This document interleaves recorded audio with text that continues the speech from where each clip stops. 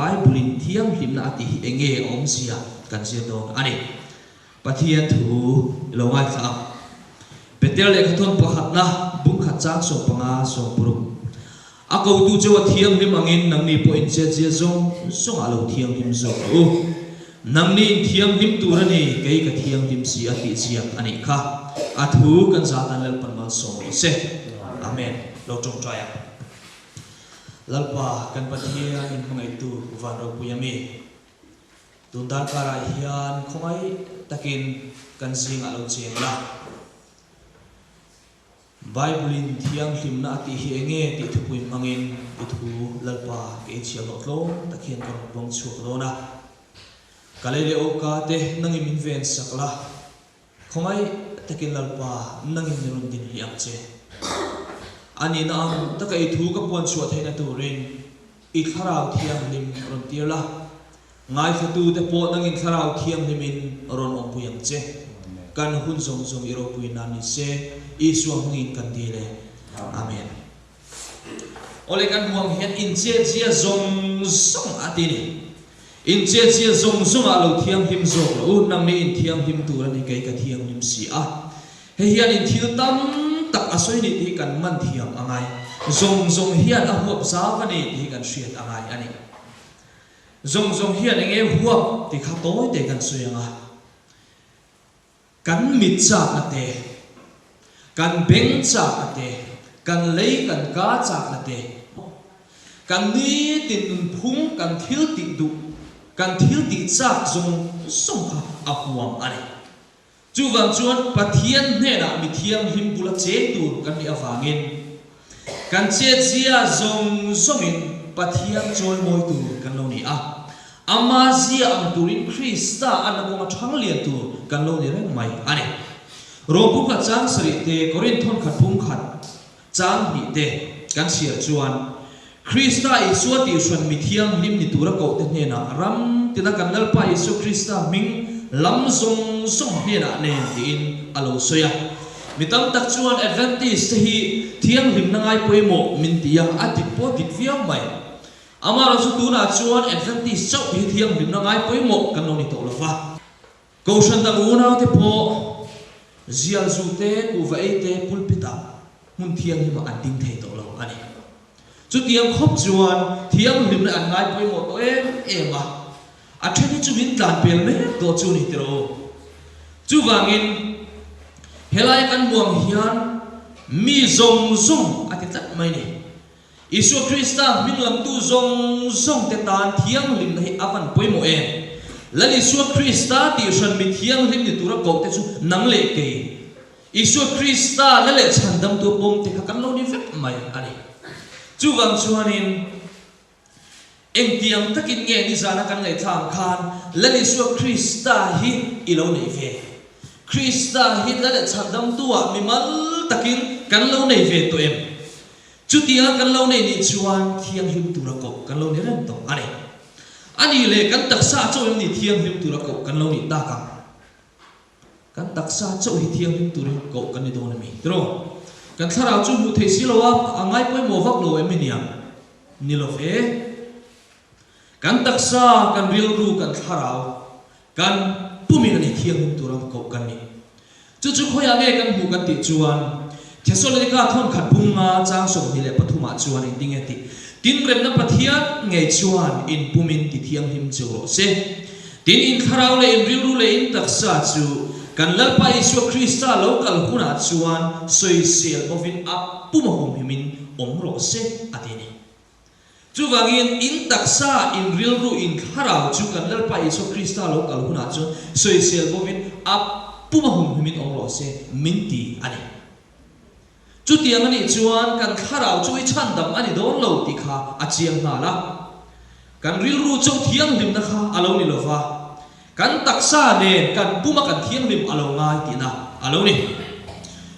thiang lim na ken tel chu enge lo ni ta betel le khathot pakhana bungli chang ni kan en chuan chu ti chuan tun nuwa ti sa in lo chu zongin mihring chak na lama te om to lovin pathian du zong lama in om to ang ati mi piang thar te nun nani chu Isu Krista lale chandam tua kan lo pom chia hian ke mani du dan dan nung to lovin kan nung chu pathian ta na hlanin lalpa ithu ang zel ni ro sitinun kha ring tu te chuan kan lo ni to ani chu na ka chu ni pathian du zong lama kan nun na tur chu kami sing du na chuan kati sanom na tur ka ngai to a ma se pathian chuan kha kati sanom na tur kha athalo ti kharau thiang lim mangin min lo sila chu kharau thiang lim mang min lo sil ta chu kalau poma pathian du dan anga nun thiang lim kalau nun na kha alonita ani chu wangin pathian du zong lama kan nun alo poi mo ema Isu Krista nung zui tu te le nei tu te chu tiang ani chuan hriat chian tur poi mo ta mai kan lo nei ta a tu nge kan ni kan in chian alo mai em mai ani ma ni na chiang lo hi chu trong moi lo ni lo sela mi ang lo kan ni tila kan soi su lo ve ma ni na chiang lo ma ni gol po chiang lo chu ang mishing chu om thei alo ni reng mai Korinthon khat bungruk chang som kwa som ni kan sia chuan mani ta po in lo fa manale in to asin di in min lo sila nang le ke hi mani ta kan lo di to lo ni chu om sia chu kan du tu an theya kan du tu kho sa thei kan lo ni lo ti na ani man tu taka le kan ni a kan man chu enge in kha tu te pek chon in om dan eng khoni loi lo la ka ta chu thil che thei tamka le rang kha chakatlan in lova beram no melhem lo le bol lo kai lo ti sen anga Krista ti sen hu chuan tlan in ni zo ti interesiati lali su Krista ti sen a tlan kan ni awangin kan man hi ataw lu tu kale lali su Krista ti sen luan tlan le leile kan lo ni ta a chuwang chun kan man hi kan hret chian anga ani Isu Kristan min leile to awangin engtin nge Korinthon khat bungruk chang som hi alo soi chu wangin in taksa chu pathian choi moi ro lo ti choi moi na hi engtin nge niang le tero inu le pa choi moi ro alo ti nu le pa tan in hriat chian karing fa te an choi moi na chu enge thu oi ani chu tiang che chon pathian kan choi moi theina chu enge thu oi ani in taksa chuan pathian choi moi ro ti hian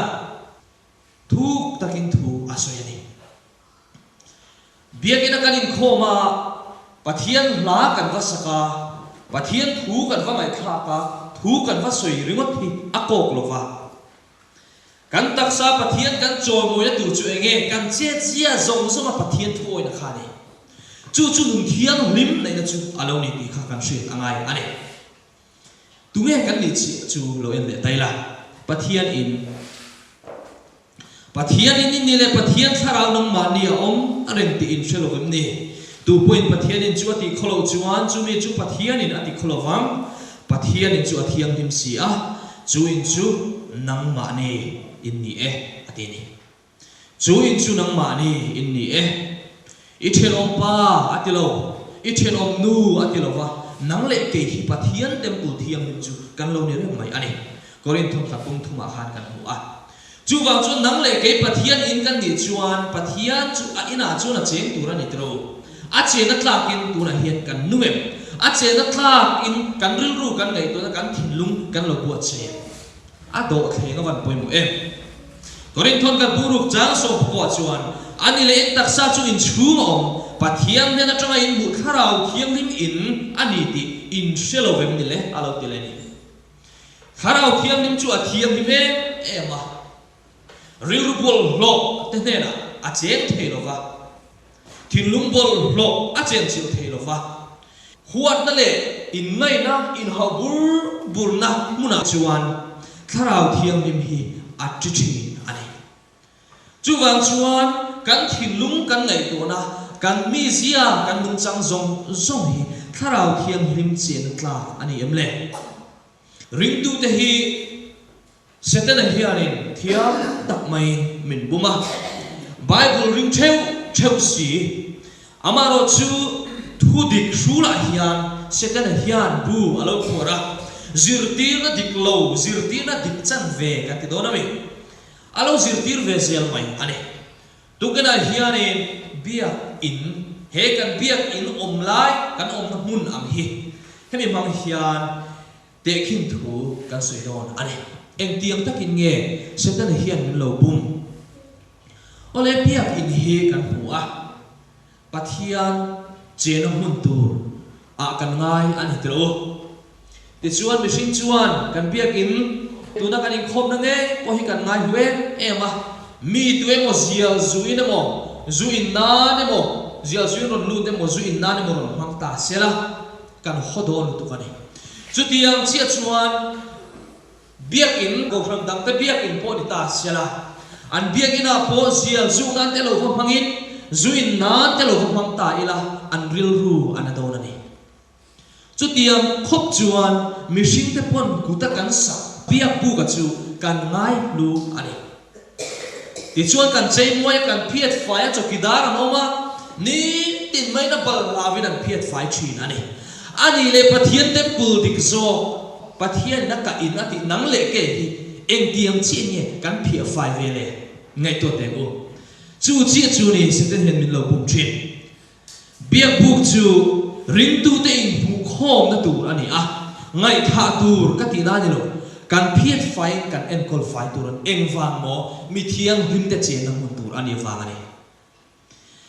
chu mi thiang him te che na mun tura chuan tu te nge chen tur mi thiang him pathian mi te pathian in zo kha heta ani chu wangin pathian lang ram chu het alo khen masaka ril ru ngai tu na zong zong thiang him taka bia bu ka loi tur kan lo ni thinglung bol no tak pu chunga biak bu kan loi hian pathian kan choi moi lo ani engza thinge biak bu ka hian kalin pathian fakle choi moi na tak thinlung pu hian in khom thinang le ti ka ngai to thin ani chu wang chon kan ril ru kan ngai to na hi keima ni nge pon kan in fia angai ani korin thon ni bur chang som pur ga chuan ti hian lo soi ni milem tele pathian biak in point enge in rem an nei ke ni zong pathian nung biak in kan ni si pathian in an ma nia ko manga an ma nia kaleng pokam tin an pathian ka nianga an ni po kami te an nianga tiang khan pathian nung biak in chu tu te mo nang le ke ti khan kan man thiam to em pathian tak biak in zo ka chu hi ani chu wang chuan he biak buk chu a hian zial i zungam lo ni mai the kuwa po engam lo ni mai thei pathian nge i lo mishing lo tur zo lau lo hian mishing te hi ring tu in ti te hi kan nun kan lo hang na sem em ani eng tin nge pathian temple chu kan ti bol lo tak sa thil tia pakhat na chuan meizu meizial kaun pathian minit so panga zel in nun na ti to ni ti mithiam te chuan an ku chuaka chu tiang ani chuan kum som ria chu kodam thei turin mai a hel tuk chuan kum som li som ngal ka po alo thi mai thei don tina ani chu wangin mai zu khi a ha omem e makan shisel na ti por ba tu ani alem ne na kina kan tar chu do na soi zu ngai ka sia ngai thak dan ka lo thiam do ni rang dim kan lo ngai tha do ne ador le chuan zu that lo na chu kan thwina len oma kan ho ta po kan taksa oxygen a ei zo mani ti chuan pum puina siama thin liver ati chia thin ro kan ti te alo siama ti chuan oxygen alo ei zo wang khan oxygen tlak cham na taksan tlak cham na alo ne ya ti chuan engting atia vun ro kan ti am chi te dehydration kan ti tui tlak cham te kha an lo nei thini chu tiang in insum theina ati chi hei chu dikani tro zurui chun aulu zela kholaya te achak beremo anin ti thri hetiang hian an chat thale boy zel mai ni kan bible in tin nge lo soi thu fing te pung som ni chang khada chuan wine hi nuizat pura mi siam tu ani zupui hi in sul bum na ani chumi buma om te chu an fing lo ani ati mi ani zurui ching te hi mi ani chu bible in mi fing lo ati chuan mi mol mi ti na ni mai tin FSC bunga chang so pre da chuan wine ruin om su chumia chuan in sum lo na a om si avan poi mo em kan in sum lo chuan thil poi kan lo khoi thien ani lom ni kan trong ka chua ko kan in sum lo chuan midam kan lo hiam thin ani rom ni chu wang chuan in sum nei kharau ra zinga mi poimo em mai ani awangin zu hian kharau ra kan nei tu kha lo ei chin hei ti na ni chu korin thong khat bungruk chang so ma te galatia bunga chang so ti pakta chuan zulu in pangten van ram an lo lovati chu wang chuan pathian thu hingun taka kan nei tu kan zir angaya lale chandam tu lale su Krista hi ipoma kapom ani chuan heng zong zong te kan zo kan zong angai ani isai bunga chang so phak chang so phani chuan tingati jing le zana zuin thri te an chuma pikati chung pik ti om zia chu shrem na an lama chon don tin ani habaka ka bung ni chang so pa po midang te na zuin tur pe tu te chung apikang alo ti boka keimani ta na thalo midam te kan va khilai ve hian shimna kan tur ve to ni chu avan dem thenu kha vai chu ka sa da kalo khilai che kan ti te hian tuibur kan lo in khilai te hian kuwa zia kan lo khilai te hian keimani ta pot khalo kha midam te kan va pek ve khan an thisen mo kan lo khurdon ti na ni chu wang chuan midam thisen mo phur turin kan chak to kem han nei to te u alo om khop mai kuwa khaini le sa da kan sar khen tu ni voi le khata chuan an thlen mi lo khaini sa da he ho te hi vai lo na tho te an ni a hei ke po ke ni po ka pa chu tu na cancer alo ni re maya eng na tho me an ku vai thin te an te chona zia an lo zu thin te khani kum khadon an ngeya a ngei chau te a cancer an mu chuak nga la chu tiang chu ni chu wang chuan kan har sap na tam takhi ke mani in siam ani ti kan sheta ngai ku vathum kan ti te kan ei tur elo ku va kan ti te pan rasna kan lo tiang chi te mo tiang hi kan lo kan lai pon kan lo eve chi kan lo eve chi ni do te kan lo ne ya tin kheini heng hi kan ril ru kan taksa kan tharau ti bol lo tu an lo ni fe maya tin gut kha kan ti te sikha kan ti te ka thara ka rom kap chuak te la ti chuan tui bur kan tiang chi te heng zong he vei lo atanga siam vei lo atanga chuak ani wangin heng zong hi kan in su angai ni ole nu ngai san de mai pakhat kan ya hei hi ani nomoi thinglei khu ani a summer ministry kan nei na mi ni a apian thar thkhop mai sang ni le song le pali khanin barbara ma rom bola kan ne ya thinglei a le buk pu ya le a buk pu ka ti pa pu ya le zim te ya chuta chuan thinglei khu ani a steam ba te ti ve ya ti chuan ani hian kuwa e ziala zu khaini muam sa da muam a khati ang zo te vek hei enge tuibur zu ang chi thleng khan ati vek ani amalo chu Isua Krista an shia china chuan akal ho ministry member te ho nun an ena tholai te zuk le muam ti lo minan mu khan ro pui atil tuka azuk le muam ti zong chu aban sam vek ani voini thleng hian atile tolovani aro pui ka ti em maya ka kalna pia mat kap chok thi chu wang chuan ani ang hian lali su Krista himimal taka inai chuan kan nei chuan atiang hian chakna kan nei don ani korin sia han kalon chiar to atir te khan rom lali su Krista chu kan tan fin na te tlan na te thiam him na te pek ani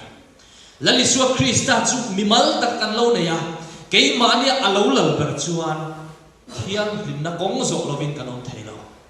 chu wa chu Krista nei turin tran kan lak angai ani le kan taksa ti sia dan lo en le lok ila hei kan chua pani a kan buang khian hei hi kan chua pani chu mo cancer tumor in tran to ni a hei mai vei lo na a ur ane yang khian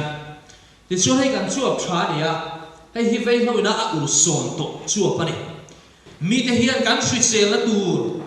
ngai to lo hian kan soyang khan kan ti sa chap na kan nom sak na zo ha kan long ni to ma sa thin apoi em mai no te cancer te he pa hi anui sem nal vio maya tro pathian al min siam da tur ani arinom lo ani pathian chuan hamoi em hanal em havar sar mai nei turin min duanga min dua ma se khovel mi ta chuan kan du da nangin kan lo nga kan lo nui sem sa zel mai ni tro atui om lo tro le kan nula te kha he hi in bial pa ni ta sa zana thim thama o ape om lo ani atui hai lo ani chu chu ne nge khen le kan sar te lo khena ka chung kan sar lo khenai he zong zong hi bible chuan en ting ati tual thana atini chu wang chuan tual thana hi mi te nu navala ka got ani lova mi te nu na va cha sak regot ani lova rồi kan dam chen tur aya toy kan nu na kan in siam sak hian tual that kan lo ni zona bungri chang som li polia nang ni zong in pa dia bolam he na chuak in ni a in pa du zong ti in du ani chua tira ta tual that ani thu taka om lo ati thu taka isuak dia bola kha om lo va lali suak krista khat thu taka ni wangin lali suak krista nei tu ani lo va lali suak krista nei tu ero chu engti ge om tu kha ama du dan om tu ni lo va pathian du dan zo nung tu ra lo ni khamo ma se ke ma ani nom chen na ke ma ani du zo kan lo nun khan dia bola du zo nung kan lo ni a dia bola chu atira ta tual that ani awangin ke ni po thil thalo kan lo ti khan tual that kan lo ne re mai ni zoi muanga ma ni nun la na ani awangin a hom em ani samsung kwale pathum changa chu ning tingeti e thu sia tir te chu areno em olal pa kum khwa in thiang him na hi e in pathian in ne ai moi ani pathian in chu khoi khange kan ti chuan eng khange kan ti chuan nang le ke kan lo ni he tak sa hi pathian in pathian temple chu alo ni tita pung kha chang so panga chu king ati mi thiang lim te tan chun eng kim ma thiang lim thin ka kan duem he thu hi mi thiang lim te tan chun eng kim ma thiang lim thin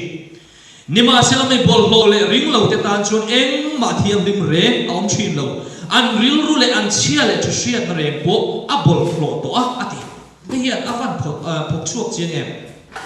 ril ru bol lo ngai tu na thiang lim lo chuan thil bol lo le thalo an ti thin van mi te khi mi thiang lim an ni a mi thiang lim te khian thil bol an ni tu ai tro kan bible en tinge ti khalal piak na kan soi thina van an ti angin lem in tro se van mi ten zialan zudor mi a te win kai lo zuan in don lo sa dan nuam lo ku van ai lo thil bol lon khoi lo mi an rel lo el rel na an nei lo huat an nei lo mangai nei an le ani chu nun ta ka chu ni pathian hian a ko san te me na hian mangai na kan len sa mangai na ne na kan nun kan man atu chu ni chu ta ka chu ni chu nun thiam hi em mai chu a ko san ten kan nei ri chuan kan rong bol hi avan chak do ne mi ten kan nuna a mel moi kan no don ani bible hian zial zu su ti soi nei nem kan ti mai the tro ku vai su ti po soi nei nem zui ro chu kan hua chu tiang chuan angiel angan na siak lo kan ti ni mai the a khai khom na lo siak re mai kan siat to em i lo siara isai pung som nga panga chang mia chuan cho ni silo wa eng wangin nge tang ka in se po le fa na ni silo wa eng wangin nge in tha in se ka thumun takin ngai thaula thil thra e ro ti kan sial zuk te kan ku fa e zuk le muam kan hi cho ni reng reng lo cho tan kan mang lo kam ram ani tro kam hle ani chu ti ang ta chu pathian hian ama he na chang kan don mal so ni kan man aphal lo chung zong zong chu kan soi fi ani angai don ani puale fanan pun kan mang lo pathian chuan ka thumun takin ngai thaula thil tha e ro ti pathian hian sui sel turin min du ani thil tha e turin min du a min sia ma tang reng in enge turin nge min sia tin pathian vekin ngai tu leichung zong a thlai chi nei ong tin reng le thing tin reng thing chi nei raung na te chu ka pe chu ani in cho atan ani am ti in min lo shila Genesis bung ni chang som proga po tin lalpa pathian chuan mishing hena chuan huana thing tin reng ra te hi idu tu in e the ti in theira alo pe bok ani chu bang chun heng theira te atam theiang per kan aya khai sing po atam theiang per kan ei alo ngai ani chu ei tu tha bible min lo pe chu alo ni a heng tilova zu le muwa kan lo tlan ni chuan kan su se la tan pon alo poi em maya pathian du lo danin kan lo kal ti na ani chu mi de chuan la le chandam tu ala li su krista hi mimal takin an la nei lo ti na ni Isu krista mimal takala le chandam tu nei te chuan Isu krista nung chang po in la li su krista thiang lim na khan Isu krista angin an thang lian thin ani ole ti sa le tharau ti bol lo na lo en leila Galatia bunga chang som pakwa som ni pakhat lo chira tin ti sa thil ti te chu alang fi ani chung chu hen hi ani in ngai na te bol lo na te hur na te milem biak na te doi thiam na te khuat na te in haw na te thik na te thin ur na te in khin na te om shan na te rin shan na te i sing na te zurui na te zumun hlim na te chu tiang te chu chung ko nga chuan tu tun ma chu tiang thil ti mang te chuan pathian ram an chang lovang ti a ka shil lok chu ang khan ka shil lok chu hi ti in min lo shila heta hian nge kan bu kan ti chuan in ngai na bol lo te mo kan sim lo zongin voidia chuan ks te pon la piang thar thei ma se kham ks in ngai na bol lo ta nge a tlan thin te kha an pian thar lo chuan lali su krista chan dam nei a chang do lo tat mai chu tiang zelin bol lo na te bol lo na chu nge ril ru bol lo khani thilung bol lo chu thilung bol lo ril ru bol lo bu chuan thil bol lo ngai tua thil bol lo bok alo ti thri ma se thilung thiang lim van mi te na anti anga lo ti ve thrin mangai na thilung nei tu ro chuan pathian mangai awangin a thilung alo ve tha thilung thiang lim alo ne ya angai tu na po thiang lim a thil thalo le bol lo po angai tu ngai lo ani chu nu na chu nang le ke na kan nei tu chu alo ni a tin chu tiang zelin milem biak na te hi milem ma va kum ringo ta ni lo fa chapo na te lul na te hi milem biak na ani pathian aya da poimo kan nei zong te milem biak na fe kan nei kan bial pa te pathian aya da poimo kan lo nei chuan chung te po chung milem biak na vek ani chu tiang zelin pathian aya kan chung kwa kan da poimo ni chuan milem biak na kan sum do na kan da poimo ni chuan milem biak na avan tam em tro chu tiang doi thiam te pathian hoe ema huat na thilung nei te pathian ho ni chu chuan kan tharau lu na lo ti bol lo tlat mai ega tang ye huat na thilung lo chuat thin thilung bol ho tang ni tro huat na lo chuat na chu thilung bol ho tang ni chu ga chuan I thilung le ka thilung kan ve that alo ngai ta kan lo ve thalo ni chuan huat na thilung kan lo nei the ani because all caution hian mani member puite a huat kan lo la nei kan chenom khoven te mo huat na kan lo la nei ni chuan he camping chu nge kan pe thak angai ani tin in haw na te ka soi to kha in haw bur na chum kwa tharau thiam him hi a chu thin ka ti kha thik na thin lung te thin ur na te in khin na te om shan na te rin shan na te it sik na te zurui na te zumun khim na te tharau ti bol lo thei tu hi van tam mi it sik nem el rel te nem khang zong kha alo ni vek mai ani le sei thiang lo hitle ma zong kan han soi la nga kan ei le in hian kan taksa kan tharau ati bol lo tel awangin atoi theyang perin kan soi don ani Leviticus bung som pakhata kan chhir chuan pathian in kan sai tur ruam man te alo ne ya ke pali nei ke tin ka thel re thial luisa chuan in pang par le phul hip nei ko chung te chu kan sei thei ten lo ni a khau chi a chuan in perna na bok pui nei khau khuap kan tiang chi perbong kan ti chi ti khani a sava chi chuan sahel ei le luidung sava ti lo chu kan ei thei atini mo ar kan ti te sava chi sang sang kha kan ei thei bok ani chu tin sei thiang lo ba chuan ke pali nei ke tin ka thel re thial lo chei chim luisa chuan in pang par le phul hip nei kop lo phul hip nei lo ma bul chi te kan ei thei lo kai kuang chak ai kan ti te hi kan ei thei lo wa sava chi a chuan sahel ei le lui dung sava khatiam chi mu kan ti te mang khang ra kan ti te kam lai kan ti ho ti kha kan ei thiang lo ani varak po hi sahel ei chu ni ve te thowa tui chek te po ni ve te ko wa in hial na oma chu bang chu in hial na om thei reng chu kan ti lo a him ber chu kan hriat angai ni ole heng ei thiang lo zinga hian bible in angia la ngana azia lan le atar lan kan zer don ani chu enge vok ai pathian in enga tinge vokhi a huat big em le tro aruang po khoi aphal lo ania chu tiang khop chuan sabol lo ti en ami ti ne na pokhan aruang po khoi lo turin alo ro ani kan hrian khan an ko chung aram huai lu da to je kan sei to ram huai lu ta ti chuan in an tlalin ta ve kani kha kha ole mithiam the chuan in ngun takin han zir ta a vok a chuan enge thiang lim lo na em ti han zir chuan thil mu chuwa poimu em mai an nei ta ne rule hu chi khat traditional arva ti khan mu chuwa ka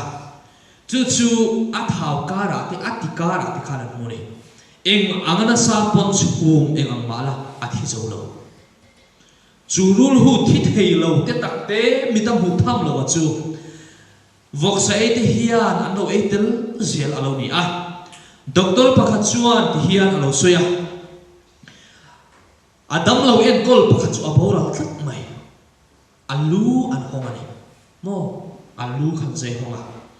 ta chuan engen hu chua kan ti chuan a thua kara hian khati ang rul hut kha tam tak aloi no khomani chu lo khon tu maya stroke avangin athini atini doctor chuan doctor ne na chuan han zo ta enga tinge ani na tak hi ishil lo isoi chualo tian zo chuan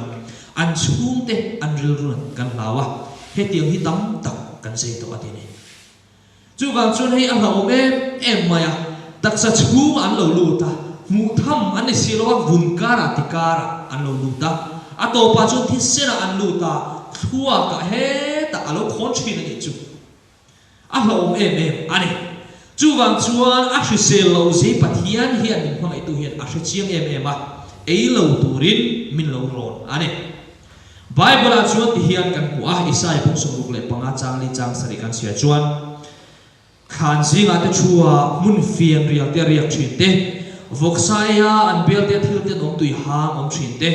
nangma chawin ding ro meron hnai su nang ai chuan kathiam him zo hi ti thin te chu an ni chu ho chu katnara mai khu om nile nga mai nung reng thin chu ani ngai te u kamma azia kin om kangoi reng lo fanga ka thum rul zo kang ani an ang chunga nangma ni kholo na le in pu te kholo na te chu ka thum rul ve viang lel pan ati ni hela hian kan sia tur poi mo em om chu nge kan ti chuan chu ho chu katnara me khu om nile nga mai nung reng thin chu ani ila hi ni pathian hian vok sai thin hi aning lutu heta hian mei chem te le uma ka ma hi mei khu urtir tareng maila minute khat po shoma ti don mishing pon minute khat le po shom kan ti dan tu kha mei to taila pathian chu ni le nga mei khu min ur reng thi tu chu heng vok sa e te hin ni ti ni chu wang chu pathian hian aning em ani eng tin nge chu tiang mi te chu ngai to don isai bung som puluk chang som puluk som pasaria chuan men ne lal pana ngai to don e akhan de na ni mi zong som ngai to don e te chun lal pa ti lum te chu tam tak an niang huana te in thoi to ma in zui tum tura in ti thiang lim le in ti fai thin te voksa le thil te nom le chei tim sa ei te chu an boral tang lalpan ati ni 7 day nan ti ti reng lo lalpan ati to chu kheng lo tu eng ma aum lo ti kan hriat angaya he mi te hi khan dei lalpan ati lum don ani chu wang chuanin pathianin bol lo ati chu apol lo tak set ani ti kan hriat thak angai ani chu tiang selin kan sia zoi to thi set chu dum na ne wangin kan ei thiang lo kan ei tur ani lo ti sa dun chu thi sana chuan om si ati Leviticus akhan amai lo chu sa anuna athi sen chopin ai tur ani lo tu mai thi sin nei tur ani lo fa ram dam mi in zinga khosa te point thi sen nei tur ani heklo kati ani ti in alo soi poka Genesis akhan hei sathi thun kan ti te kha kan lo e ve thri ne bom thi thun kan ti te vok thi thun kan ti te tin uisa chu na patari den ti tro khatiang te khani a hen thi sen hi kan lo e thiang reng lo mai ani Leviticus butum chang som pasera chon phau emo thi sen emo ei lo tur ti hi in khate zel tan po in apia na zong tura thu pek ding reng ani am thu pek ding reng ani chuan Isu Krista lo kal ma lo chuan he thu pek hi a om reng don ti na ani den go te pung som punga chang som hia milem biak na thil bol lo eite in mai te sare lum le thi sen eite pa na turin an he na le kha thon zo kila ka ti per ani ti in tirgo petera khanin ring thar te hena khan le kha thon adu hial ani ani khan sare lum sa te thi sen ne nan lo ei mai kha lo wangin chutiam chon sare lum le thi sen ei lo tura le kha thona zukshia tir kha adu ani ole top lam kan lo henga lalpan angai dam lo tur te su tu te nge ni ta le Deuteronomy bung som ni pakwa chang som pre som ni kan sia chuan lulul taka duang ang ompo atan eng ma poi lo tur anga ma ni in khamuan chok chu ati chutiam mi chu lalpan angai dam don hok lava lalpa thinur na le athi na chuan chumi chu auranga hele khabua an chia chuang zong he achunga omanga lalpan van hoeta min chu athai bo zo ka ati in khamuan chok chu tu tenge ka ti chuan kan thil sual tia mani sual pom lova in thiam chok te ani chu mani in khamuan chok te chu an lo ni thil sual ka lo tia ka thil sual ti ka sual na in pom du mi lova ka thil sual ti in thiam chok na ka nei khan pathianin min ngai dam don lo de mai chu wang chuan enge thil sual ka lo ti to thiang him na kong zo tur hian enge eng kong dik lo nge ka lo zo to chu kan sual na chu kan in pom angai mitam tak chuan zelan zuwa sual ani ngai lo kuwan e sual ani ngai lo zuan ina sual ani ngai lo ma se kan Bible chuan khatiang ti ching te kha an thil sual an ti me awa khan an mani sual ani pom lo na tak khan sual apu thum ani voksa kan ei wanga van ram kai lo tu kan ni lo wa zial kan zuka wanga van ram kai lo tu kan ni lo wa pathian thu kan zom lo wa van ram kai lo tu kan ni he kan shwe ta ngai khop mai mitam takin voksa i lo wanga van ram kai tu min ti thase thin advantage te an remote lo voksa chu Isu Bible ina tia Bible in ti su ati kan lo ti lu ya pathian thu kan lo zom lo wa zo khan van ram kai lo tu chu kan lo ni so ani rombung so pani cha kha chang hia chu ting ati chu ti chuan u na ti u pathian khomai na awang hian in thoi na nung le thiam him le pathian long tla mi turin engeti in taksa chu in lana ka nge na chu ti he taksa hi ne pathian he na hlan tu pathian he na hlan tu bera kha bol lo kai lo ani thi apoi mo kho bai la hi chu wang chu nang le ke hi pathian he na lan tla ka kan nun kan von thiam him angaya chu in rong bol om le ngani he khovel dan hian om sula pathian du zong a tha le long tak le that fam kim chu in shiat fi thei na in ril ru atharomin lo dang lam zo to ro ati he kan camping hian dang lam min khen se ka ti khop mai thu puan bu som ni le pani chang som ni pakhta chuan la pa i chu khomai na chu mi thiam lim te na om ro se ti he trong trai na hian mi bol ro a soi tel lo pathian khomai na chu lali suwa Krista không ai chu mi thiam lim te hen om turin atitlat mai mi bol lo te hen om ro se ti reng reng lo chu wang chuan mi thiam lim te hen a pathian không ai hi om thri na ni zona le khaton pakhan na bung thum chang khata tang chang thum kan chia chuan ngai do pai min hmang ai chu avanas em pathian fa te min vo ta khi chu tiam chu kan re nge hemi awang hian khovelin min sheloni ama chuan hriat do awangin du tak te u tu na hian pathian fa te kan ni a eng tin nge kan lom don ti ro chu alam ri love ama aloin lar chuan ama awangin ama angin kan om don ti zong kan hria ama chu paum pa ngai ama takin kan budon si a tu po ama chunga chumi be se chu ne piangin eng ting ati ama athiam hlim angin a in ti thiam in thri lali suwa Krista local le na ma tu te chu a local le tu Krista thiam hlim ang khan keima ani po kan noi ti thiam in tur ani ti na ni Krista mak ve si Isu Krista local le na mak ve si in bua se na nei mia lo ring tu hi kan tam em maya khan te khan an phak so do in bua se na tel lova Krista local le lo ngot hi suala ni chu wang chuan ama thiam hlim ang kan loi ti thiam hlim angai korin thon di bu sari chang khata chuan ti sa le tharau bol lo na zonga in ti fai u pathian chu de chunga thiam hlim ti fam kim na ti sa le tharau ati tat mai ni chu wang chuan in kan tharau chu ni lo ka kan ti sa ne kan tak sa ne thiam hlim na kong kan chu angai a zom du lo tu te hian in dungen poi sak lo lo ena thesol ka thon khat bung li chang sari chang re ta chuan pathian in bol lo turin min ko si lo wa thiam hlim a min ko so ka ni chu wangin apoi salo tu chuan mihring poi salo ani lo wa pathian a tharau thiam lim pethin tu cheu chu apoi salo ani zo ati ni pathian kan lo poi salo tharau thiam lim kan lo poi salo ti na ani Philippi bungli chare chang ko chun ato pera chun unaw te u ati ka piang te azuma piang te afela piang te athiang ti ma piang te adu piang te athang moya piang te thatna reng o ma fakna reng o phot chuan chung chumai tur u in thil zirte in thil pomte in thil hriate keima in thil pu te po kha kham ang kha ti thinam cheu ti chuan khamuan na pathian chuan au puyang cheu ati athiang hima piang te kan ngai tu angai chu tiang kan lo ti ve songin khamuan tu pathian chu kan hne na cheng don ani korin thon ni buruk chang ya ngai te tu hi hun lo mong chu ani ngai te tu hi chan dam na ni chu ani ti in min soma kan tun hun si kan hun thane chu na ni kan ma hun kan du thuin kan ko ma thei lo wa kan hun liam to jing da ro po kan ko le thei lo kan hu ni to lo